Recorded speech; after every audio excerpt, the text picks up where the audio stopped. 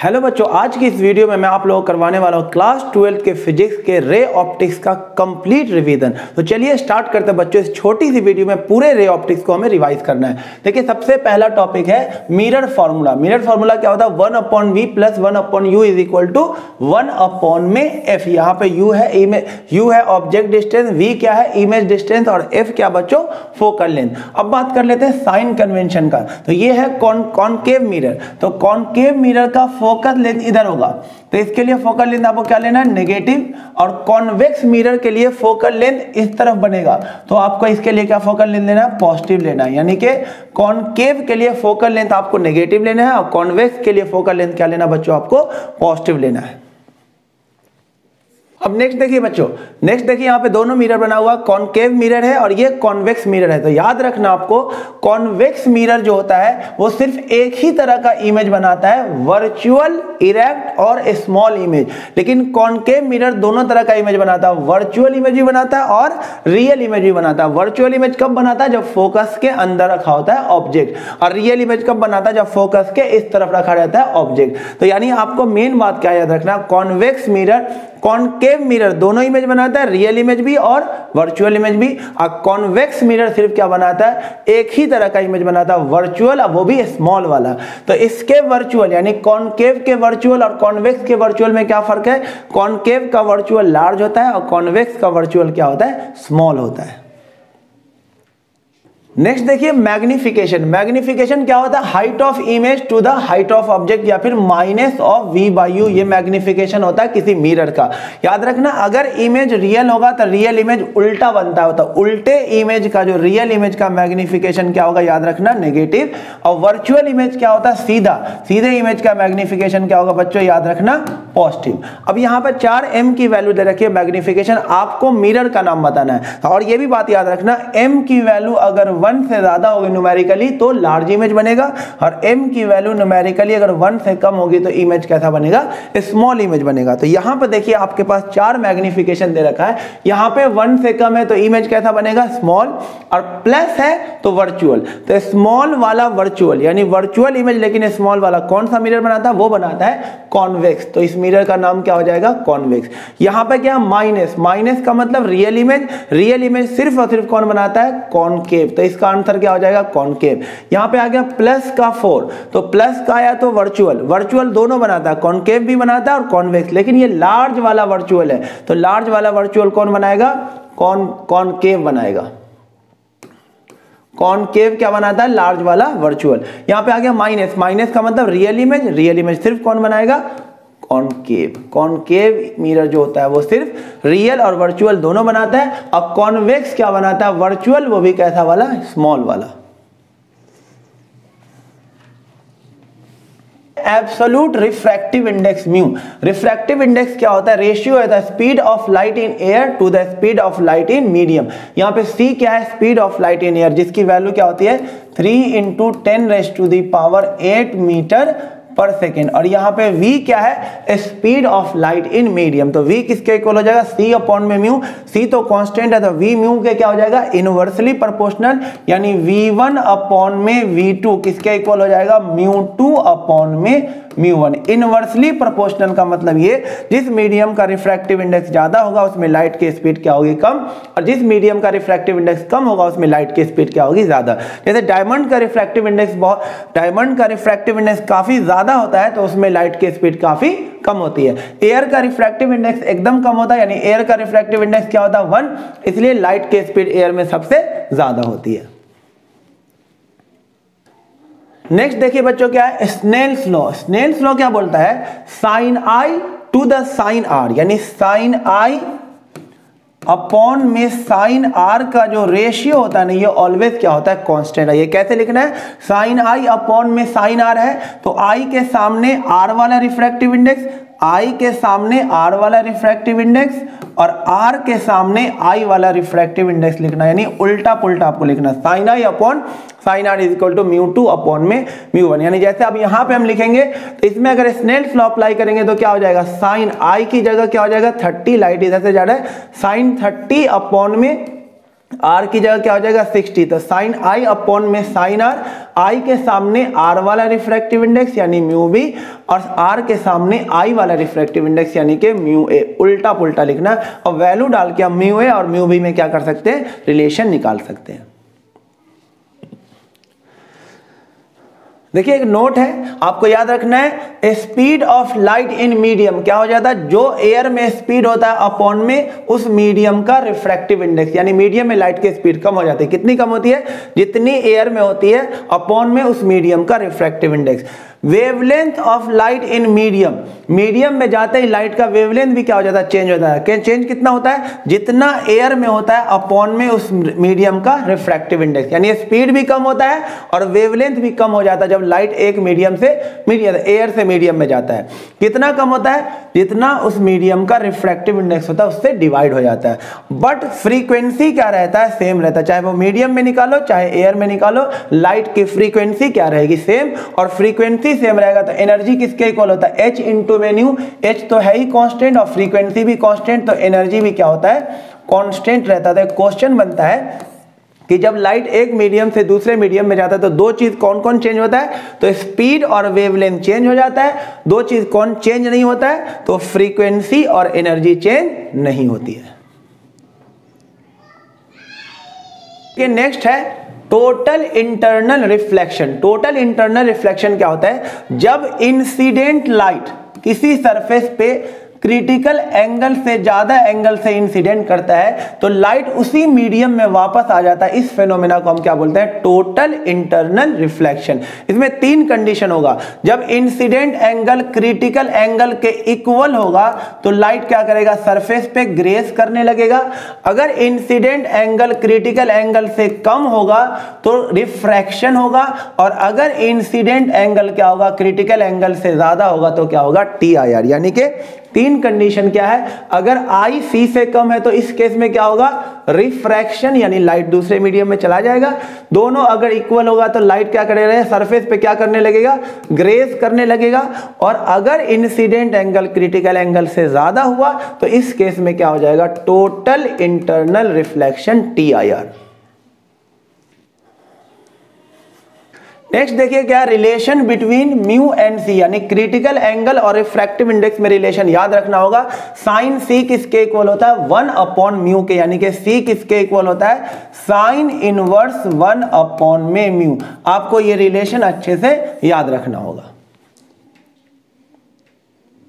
अगर किसी कंटेनर में वाटर भरा हो या कोई भी लिक्विड है, यहां पर कोई सोर्स ऑफ लाइट है, या कभी कभी फिश दे देता है, यहां पर कोई फिश है और आपसे बोलेगा वो कितने एरिया को ऊपर देख सकता है, या लाइट से इस सोर्स ऑफ लाइट से ऊपर कितना एरिया लाइटेड होगा, ये आपको बताना था। इस एरिया का फॉर्मूला आपको याद रखना है, area is equal to pi h square upon में म्यू स्क्वायर माइनस 1। यहां पे म्यू मीडियम का रिफ्रैक्टिव इंडेक्स है और एच क्या, हाइट ऑफ जो भी लिक्विड होगा उसका ये हाइट दे रखा है।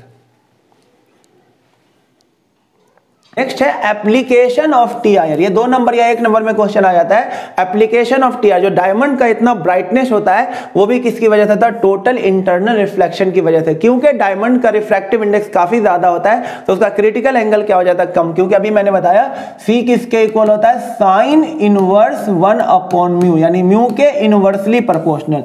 म्यू अगर ज्यादा होगा तो क्रिटिकल एंगल क्या हो जाता है, कम। और क्रिटिकल एंगल कम हो जाने से क्या होता है, जितनी भी लाइट डायमंड में जाती है उसमें इंसिडेंट एंगल क्रिटिकल एंगल से ज्यादा हो जाता है तो उसका आसानी से TIR होता है। यानी डायमंड के ब्राइटनेस में टोटल इंटरनल रिफ्लेक्शन का ही कॉन्सेप्ट लगता है। उसके बाद मिराज। मिराज क्या होता है, जब सैंडी ट्रैक हो या फिर जो बहुत ज्यादा धूप वगैरह होता है, गर्मी के टाइम पे जो ट्रैक होता है, जो चारकोल का ट्रैक होता है, उस पे पानी पानी सा दिखने लगता है, यानी उस फेनोमेना को क्या बोलते हैं, मिराज। पानी में मतलब इन्वर्टेड इमेज बनता है तो मिराज यही फेनोमेना होता है जिसपे वाटर देखने लगता है सैंडी ट्रैक या फिर चारकोल के रोड पे गर्मियों के टाइम में। उसके बाद ऑप्टिकल फाइबर। ऑप्टिकल फाइबर क्या होता है, ये केबल होता है, बेसिकली स्पेशल टाइप का केबल होता है जिससे इंफॉर्मेशन को एक जगह से दूसरे जगह ट्रांसमिट किया जाता है। इसके अंदर कोर होता है और ऊपर क्लैडिंग की होती है, और इसमें क्या होता है, जितनी भी लाइट यानी जो भी इंफॉर्मेशन लाइट के फॉर्म में एंटर होता है उसमें इंसिडेंट एंगल क्या होता है, क्रिटिकल एंगल से ज्यादा। और कोर का रिफ्रैक्टिव इंडेक्स क्या होता है, ज्यादा होता है और क्लैडिंग का रिफ्रैक्टिव इंडेक्स क्या होता है, कम। क्योंकि TIR के लिए दो कंडीशन है, एक तो क्या होना चाहिए, इंसिडेंट एंगल क्रिटिकल एंगल से क्या होना चाहिए, ज्यादा होना चाहिए, और लाइट जाना चाहिए डेंसर टू रेयर मीडियम। तो ये अगर μ1 है और ये क्लैडिंग है, क्लैडिंग का रिफ्रैक्टिव इंडेक्स अगर μ2 है, तो TIR होने के लिए μ1 को ज्यादा होना पड़ेगा μ2 से, यानी कि लाइट जाना चाहिए कहाँ, डेंसर टू रेयर, तभी जाके TIR होगा। और इंसिडेंट एंगल क्या होना चाहिए, क्रिटिकल एंगल से ज्यादा। दो कंडीशन है TIR का।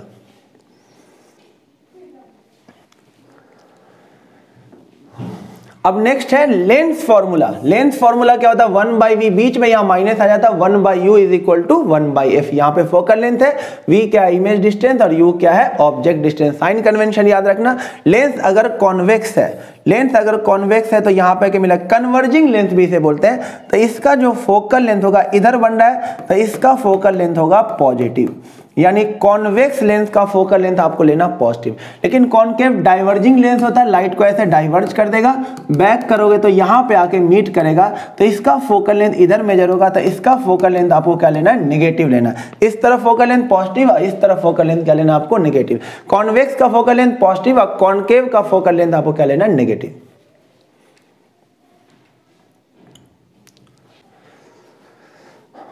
अब नेक्स्ट कॉन्सेप्ट देखो बच्चों, जो लेंस है कॉन्वेक्स और कॉनकेव, कॉन्वेक्स लेंस दोनों तरह का इमेज बनाता है। देखिए वर्चुअल इमेज भी बनाता है और रियल इमेज भी बनाता है। वर्चुअल इमेज कब बनाता है, जब ऑब्जेक्ट कहां रखा हो, फोकस के अंदर, और अगर फोकस के उधर रखा हो तो इमेज कैसा बनता है, रियल। यानी कि कॉन्वेक्स लेंस वर्चुअल इमेज भी बनाता है, रियल इमेज भी बनाता है। लेकिन कॉनकेव लेंस ऑब्जेक्ट को कहीं भी रख दो, एक छोटा सा इमेज बनाएगा, वो भी वर्चुअल। यानी कि आपको याद क्या रखना है, convex lens form both real image as well as virtual image, और कॉनकेव लेंस क्या बनाता है, सिर्फ और सिर्फ वर्चुअल।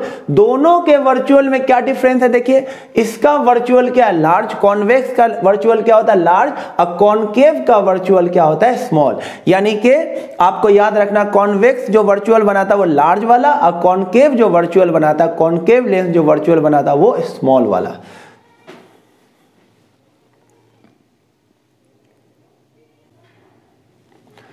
अब नेक्स्ट कॉन्सेप्ट देखिए, ये क्या है, मैग्निफिकेशन। मैग्निफिकेशन किसके इक्वल होता है, again height of image to the height of object, जो मिरर में यूज था। लेकिन इसमें यहां पे माइनस की जगह क्या हो जाएगा, प्लस v/u। ये मैग्निफिकेशन ऑफ लेंस हो गया। मिरर में माइनस होता है और लेंस में क्या होता है, यहाँ पे प्लस होता है। रियल इमेज के लिए अगेन क्या हो जाएगा, नेगेटिव, और वर्चुअल इमेज के लिए अगेन क्या हो जाएगा, पॉजिटिव हो जाएगा। m1 से ज्यादा होगा तो लार्ज इमेज, और m अगर 1 से कम होगा तो स्मॉल इमेज होगा। यहाँ पे हमारे पास 4 m की वैल्यू दे रखी है और लेंस का नाम बताना है। m प्लस, m का प्लस होना मतलब वर्चुअल।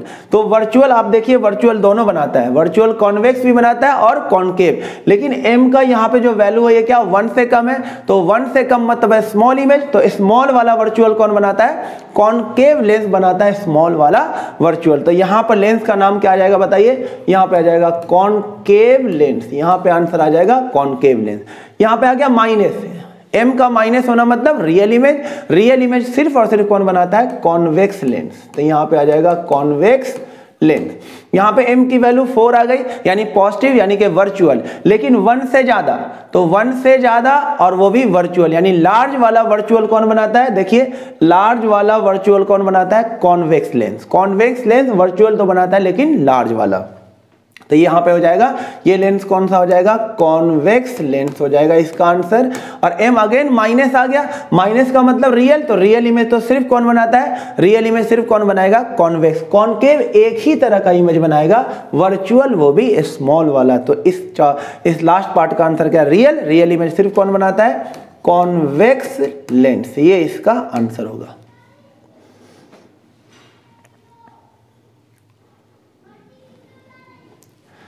नेक्स्ट कॉन्सेप्ट देखिए, refraction of light. Refraction of light through convex refracting surface. इसमें दो कंडीशन होता है, याद रखना होगा इस फॉर्मूले को। रेयर टू डेंसर अगर लाइट गया, अगर लाइट रेयर टू डेंसर जाएगा तो आपको रिजल्ट क्या याद रखना होगा, μ2 अपॉन में v माइनस μ1 अपॉन में u is equal to μ2 minus μ1 upon में आर। ये रिजल्ट आपको किसी भी हाल में याद रखना होगा, रेयर टू डेंसर का। और डेंसर टू रेयर अगर लाइट जाता है तो इसमें ये इंटरचेंज हो जाएगा, ये अदला बदली हो जाएगा, यानी कि हो जाएगा μ2 अपॉन में u आ जाएगा यहाँ पे, माइनस μ1 अपॉन में v is equal to μ2 minus μ1 upon में r। ये दोनों रिजल्ट आपको याद रखना होगा बच्चों। नेक्स्ट कॉन्सेप्ट है बच्चों mirror formula, lens maker formula. Lens maker formula क्या होता है, 1 upon f is equal to mu minus 1 into 1 by R1 minus 1 by R2। और यहाँ पे म्यू क्या है, म्यू ऑफ लेंस अपॉन में म्यू ऑफ मीडियम। इसमें 3 कंडीशन हो सकता है बच्चों, एकदम ध्यान से याद रखना कि अगर लेंस का रिफ्रैक्टिव इंडेक्स मीडियम के इक्वल है तो ऐसे केस में जो लेंस होगा उसका नेचर क्या हो जाएगा, एक प्लेन ग्लास की तरह बिहेव करने लगेगा, यानी लेंस डिसअपियर हो जाएगा। और दूसरा केस है अगर लेंस का रिफ्रैक्टिव इंडेक्स मीडियम से ज्यादा हो, मतलब जिस मीडियम में लेंस रखा हो उससे रिफ्रैक्टिव इंडेक्स लेंस का क्या हो, ज्यादा हो, तो ऐसे केस में लेंस का नेचर क्या रहेगा, सेम। कॉन्वेक्स है तो कॉन्वेक्स की तरह बिहेव करेगा, कॉनकेव है तो कॉनकेव की तरह बिहेव करेगा। बट अगर लेंस का रिफ्रैक्टिव इंडेक्स मीडियम से कम हो जाए, यानी आप इस केस को समझ लीजिए, देखिए यहां पे इससे समझते हैं ये वाला कंडीशन क्या, काफी इंपॉर्टेंट इससे क्वेश्चन एग्जाम में आ जाता है। यहां पर लेंस का रिफ्रैक्टिव इंडेक्स 1.5 है और बाहर मीडियम का रिफ्रैक्टिव इंडेक्स लेंस से ज्यादा है, तो ऐसे केस में लेंस का नेचर बदल जाएगा। यह है कॉन्वेक्स, काम करेगा कॉनकेव की तरह, यानी ये लेंस बन जाएगा डाइवर्जिंग लेंस। है तो कन्वर्जिंग लेकिन बिहेव करेगा डाइवर्जिंग, नेचर रिवर्स। इस केस में देखिए लेंस का रिफ्रैक्टिव इंडेक्स ज्यादा, अब बाहर मीडियम का रिफ्रैक्टिव इंडेक्स कम, तो ऐसे केस में लेंस का नेचर सेम रहेगा।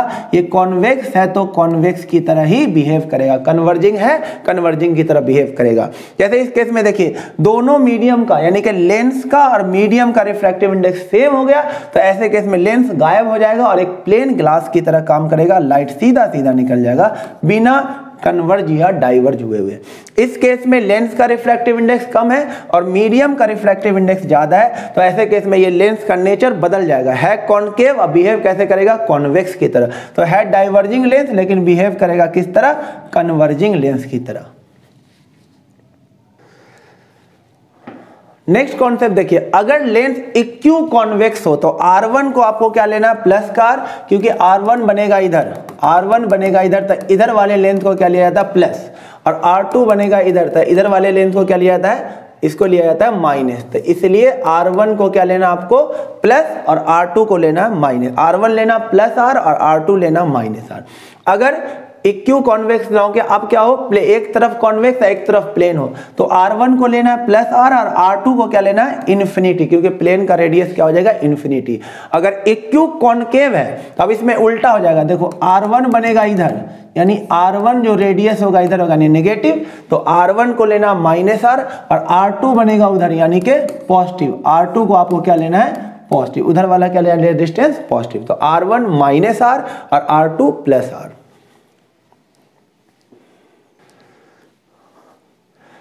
नेक्स्ट कॉन्सेप्ट देखिए, अगर आपको लेंस का फोकल लेंथ एयर में दे रखा हो, बोले मीडियम में क्या होगा, तो आपको दो केस लिखना है, एक एयर वाला केस, तो लेंस का रिफ्रैक्टिव इंडेक्स और एयर का रिफ्रैक्टिव इंडेक्स नीचे क्या आ जाएगा 1, और मीडियम केस में ऊपर लेंस का रिफ्रैक्टिव इंडेक्स नीचे मीडियम का रिफ्रैक्टिव इंडेक्स, और दोनों को डिवाइड कर दोगे तो आपको ये रिजल्ट आ जाएगा।